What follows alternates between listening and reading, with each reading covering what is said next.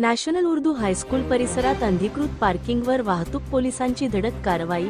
धुळे शहरातील शाळा व महाविद्यालय परिसरात वाढत असलेल्या अनधिकृत पार्किंगमुळे विद्यार्थी आणि पालकांची सुरक्षितता धोक्यात येत आहे। या पार्श्वभूमीवर पोलीस अधीक्षक श्रीकांत धिवरे यांच्याकडे नागरिकांकडून वारंवार तक्रारी प्राप्त झाल्यानंतर बुधवारी 16 जुलै रोजी वाहतूक विभागाने धडक कारवाई केली।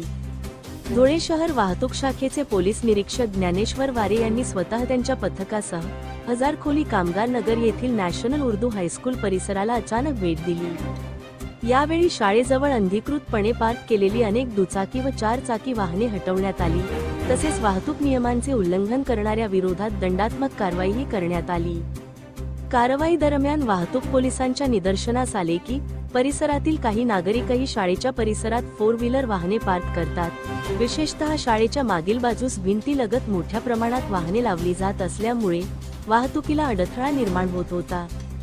या सर्व अनधिकृत पार्किंग केलेल्या वाहनांवर कारवाई करण्यात आली असून पोलीस अधीक्षक श्रीकांत धिवरे यांच्या मार्गदर्शनाखाली ही विशेष मोहीम राबविण्यात येत आहे। वाहतूक पोलीस निरीक्षक ज्ञानेश्वर वारे यांनी सांगितले की अशा प्रकारच्या कारवाया नियमितपणे सुरू राहतील।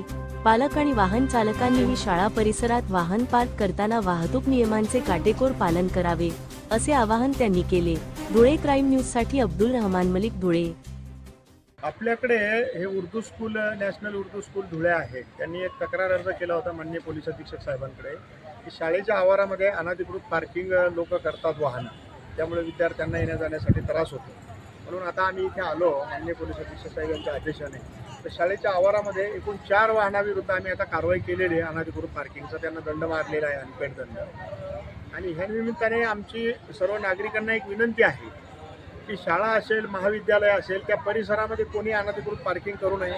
त्याच्या बाजूलाही मोठे वाहन पार्किंग करू नये, जेणेकरून विद्यार्थ्यांना तिथे येण्या जाण्यासाठी त्रास होईल किंवा वाहतुकीचा अडथळा होईल। असे कुठेही वाहन उभे करू नये, अन्यथा आम्ही त्यांच्याविरुद्ध सक्त दंडात्मक कारवाई करणार आहोत।